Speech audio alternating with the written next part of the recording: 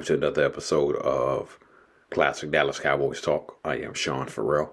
God is great all the time. All the time, God is great. Jesus Christ is Lord. Jesus died and he rose again. Amen. So let's get into it.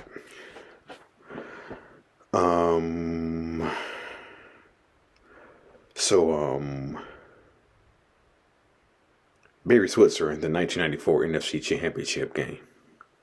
Okay. Cowboys lost 38-28. Okay. And I think one of the more pivotal moments in that game was right before halftime. We were down 24-14. Okay. We were down 24-14. And the Cowboys got the ball back. And they called three straight pass plays. They were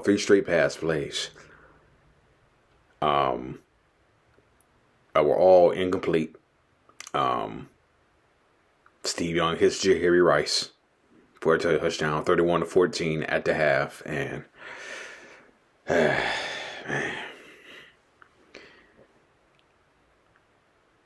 I know people will say we got cheated, which I think he did.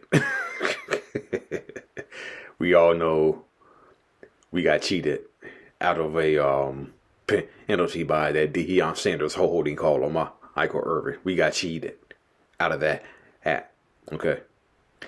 Speaking of Deion, I've heard rumors that he's going to be our next head coach. Okay. Like I said, I don't know who the next head coach is going to be for the Dallas Cowboys, but I'm not going to speculate on that. But I can tell you one thing: I don't want Deion Sanders as head coach of the Dallas Cowboys. I'm sorry, I just don't. I don't think it's a good fit. Okay, now back to the NFC Championship game. And believe it or not, there were actually some Cowboy players who blamed Barry Switzer for losing that game, okay? Because after the non-call on Michael Irvin,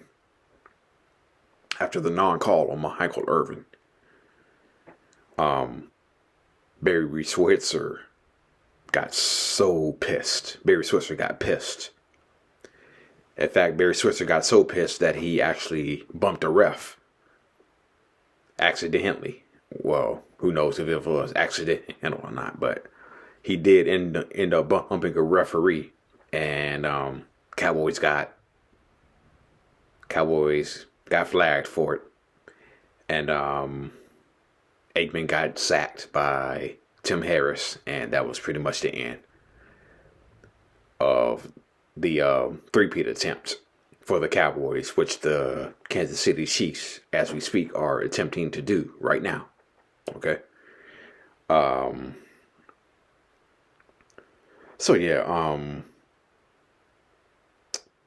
are some players who thought Barry Switzer should take responsibility for the loss in the NFC Championship game.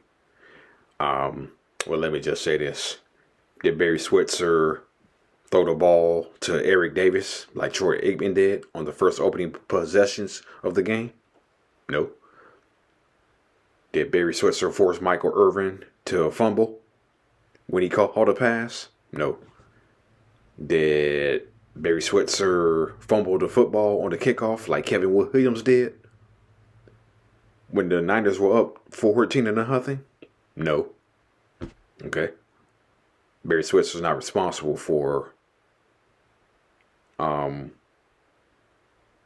Eric Williams stepping in front of Eric Williams. Barry Switzer's not responsible for Eric Davis stepping in front of Kevin Williams and picking off the pass and taking it for a pick six. Barry Switzer's not at fault for Michael Irvin fumbling after catching the ball. Barry Switzer's not at fault. I'm butchering everything. Barry Switzer's not at fault for Kevin Williams fumbling on the kickoff and the Niners recovering. Okay. So Nah. Was it? Nah. Man, nah, it wasn't Barry Switzer. It's his fault. Nah. And speaking of Deion, Deion's first game with the Cowboys. Hold on for 1 second. Slide back here. Okay. So Deion's first game with the Dallas Cowboys, ironically, was against the Atlanta Falcons. Believe it or not. Yeah. His first game was against the. Hold on, I'm trying to find the footage. Okay, there we go. Okay, so yeah, so Deion's first game, ironically, was against his old team, the Atlanta Falcons. When the Cowboys signed Deion, he was out with a knee injury. Okay, and his first game back was with the Atlanta Falcons, and this thing. Okay. Thought this thing was it on? Anyway, yeah, his first game back was against the Atlanta Falcons, and so yeah, let me see, yeah.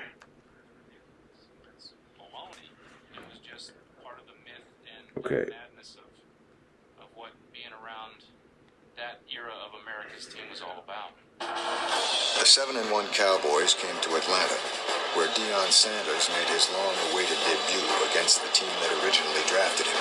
This is our house. This ain't Dallas. This is Atlanta. Come in here. That's right, Deion. Who? What better time for him to come back than against the club that originally drafted him back in 1989? So, you can't script some of the things that were revolving around that franchise for a while. Had a little bit of a show business movie premiere type setting for Deion coming back to the Georgia Dome and playing his first game as a Dallas Cowboy. The glitzy atmosphere turned into the Golden Gloves for prime time. The only neon in Deion's debut was on the final scoreboard.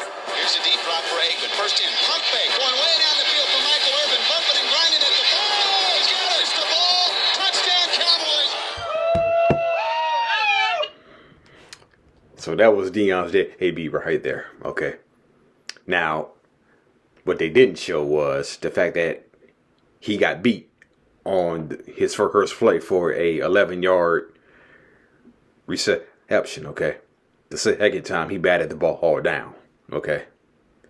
And as you saw, he got into a fight. Just like last year.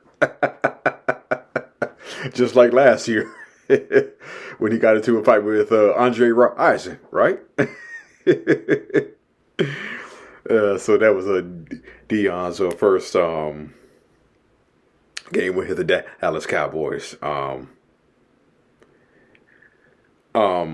So I want to talk about how they hiss. There was a kick. We had a guy in the early 2000s by the name of Woodrow Dantzler. Okay. Not many people may remember him, but we had a return man. We had a guy by the name of Woodrow Dantzler, and he had one of the most insane kickoff returns I've ever seen. Check it out. Short kick. Dantzler. Bounced off a couple. And still bouncing is Woody Dantzler. Around the corner and finally stepped out of bounds. No, he hasn't. He hasn't stepped out of bounds. Woody Dantzler. 84-yard touchdown scamper. I talked to him before the game and I said, Woody, I saw you take 2 back in preseason. You have one in you today. And he goes, that's why I'm back there. This is a remarkable show of balance and strength on the sideline. Well, yeah. Coming up right up here. Watch this. Look at the balance and the strength. I mean, he's big from the waist down, but oh yeah, he's in. Oh yeah, He's in bounds. Yeah. He never stepped out of bounds. No, I mean that's a tightrope back. He looked like one of the Flying Willenda brothers here. Woo. That's a little triple jump. What unbelievable footwork there. Right foot twice. Watch this. Yeah, watch right foot onto the right foot. Yeah, the next one that hits is going to be the right foot. And those blue suede shoes of his never look better. Okay, that was the kick return by Woodrow Dantzler. Okay, that was a kick return by Woodrow Dantzler. And did you see the way he was hopping along the sideline? He made that touchdown happen by hopping along the sidelines on one foot. And he was able to go all the way for the touchdown. Okay, that was pretty incredible. Okay, hold on. Let me see. There was also a guy by the name of Reggie Swinton. Okay. Now, honey, y'all might not remember Reggie Swinton, but Hold on.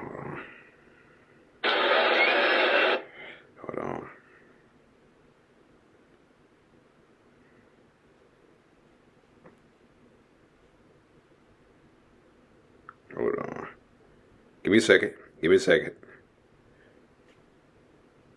same route across the middle of the field, following each other. Okay.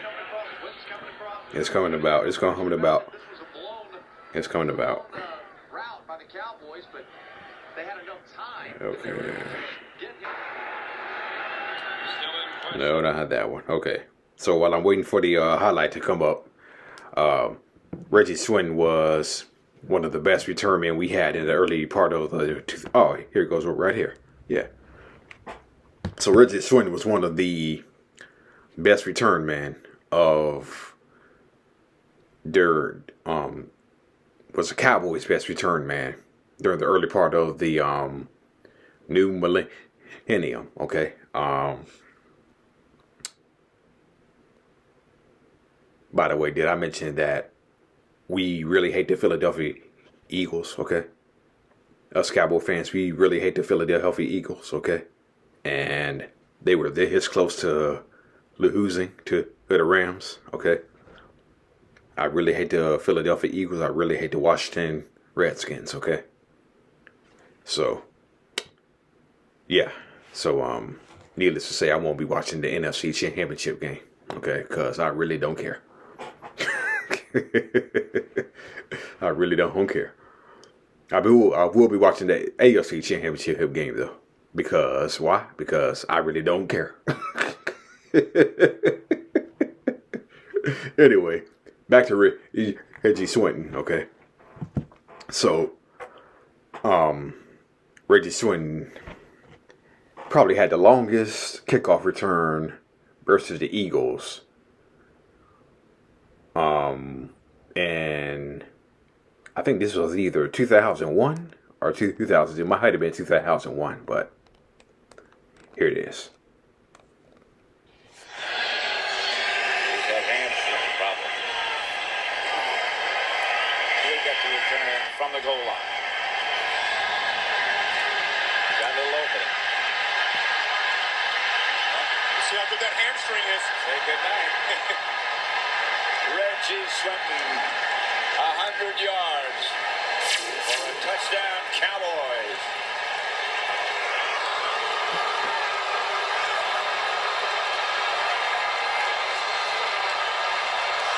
That's the first touchdown return against the Eagles in 152 games. You can see the lane open right up the middle. Right up the middle, and that's the second return kick for a touchdown. 2 weeks in a row. They had a punt return for a touchdown a week ago on Monday night. And here's the lead.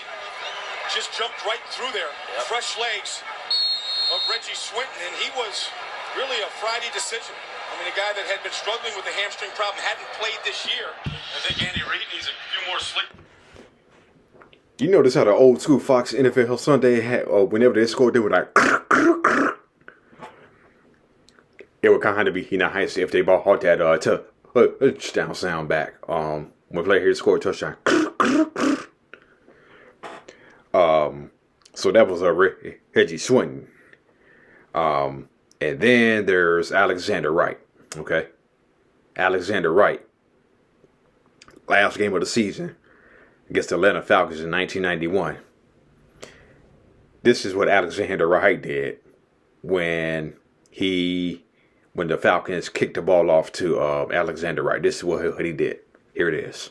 Well, the Dallas Cowboys have plenty of draft picks stockpiled for next year. They've got 2 number ones, 2 second-round draft picks, and 2 third-round picks. This is with a team that's headed for 10-6 or 11-5. And one of the big needs, of course, Jimmy Johnson told us yesterday, was in the secondary. That's number one. Dick, they'd really like to get a quality cornerback.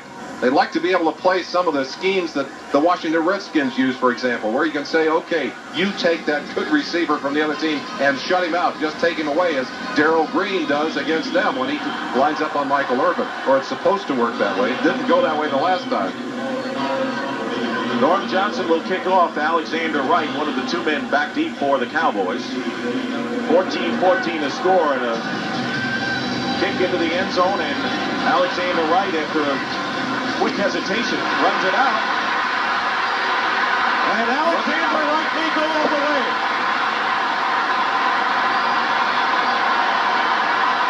.103 yards, no flags, touchdown.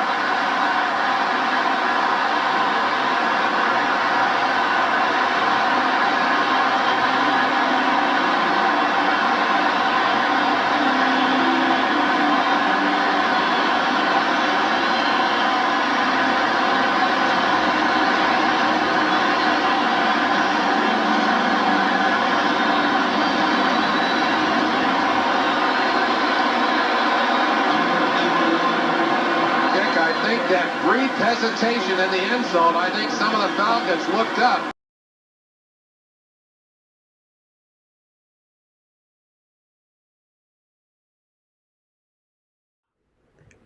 $102 yards. 102-yard kickoff return by Alexander Wright. Whew. That boy was good. That boy was good. That dude was good.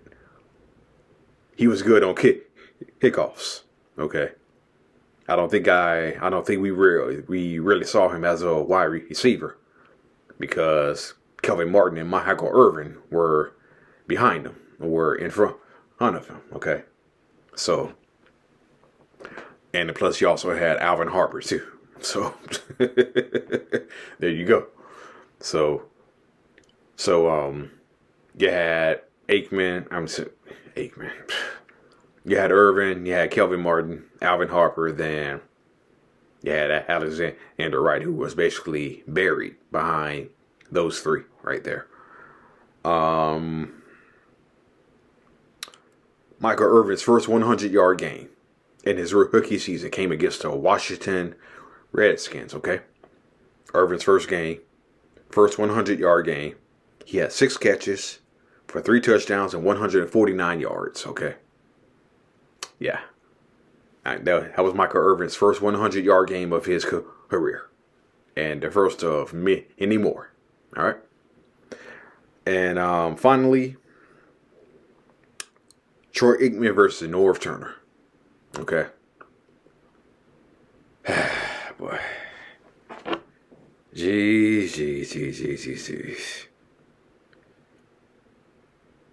Their kingdom.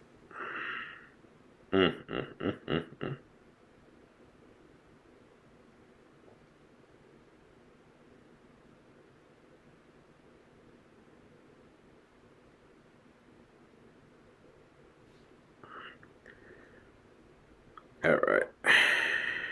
Depended on signing a crown. All right, so there was a game early in the 1995 season where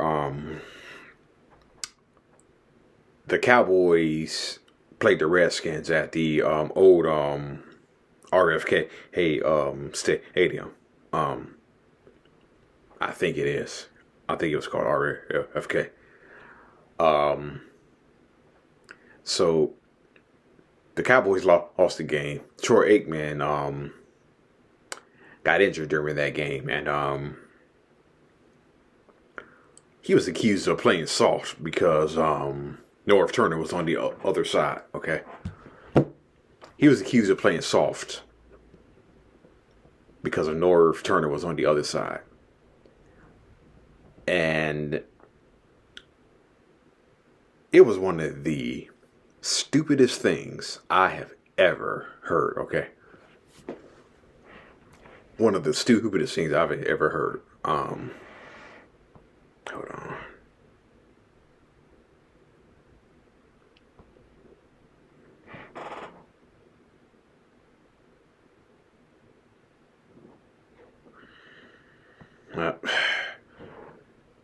Lord have mercy.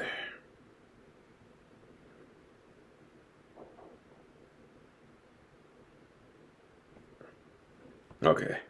Just go. Yeah. That's all right there. Yeah, so Troy Aikman was accused of playing soft against Norv Turner. Okay. One of the stupidest things I've ever heard. And I'm pretty sure that's one of the dumbest things the players heard too. Okay. Here it is right here. Upset the Cowboys at RFK. Troy Aikman was accused of playing soft against his former coordinator, Norv Turner. We heard the stories about, Troy going easy on Norv, which was, BS. I'm sure it was just the opposite. Troy wanted to prove to Norv that I can beat you without you. Troy is all about winning. And I don't care if his mom was the head coach and his dad was the offensive coordinator on the other side. He's going to want to beat him. So it didn't matter that Norv was over there. The last thing Troy's going to do is do anything to lose a game, purposely to lose a game. We invented the conspiracy theory in Dallas. I mean, that's what we're known for. When there would be a rumbling that Troy didn't perform at his highest level when he was playing against Norv, people in the locker room just rolled their eyes and said, that's garbage, that's ridiculous, that's baloney. It was just part of the myth and madness of what being around that era of America's team was all about. The 7 and Okay. So you heard what Richie D. said. We've invented a conspiracy theory, which I think leads to all the idiotic conspiracy theories that I hear about the Cowboys today. Okay. So I just want to close by saying this. I was on X the other day, briefly, and this one guy who's a Cowboys fan, he tweeted and said, fact of the matter is this. We don't know what's going on inside the Cowboys organization. The fact that y'all think y'all know is all talk. Then I'm like, yes! Thank you!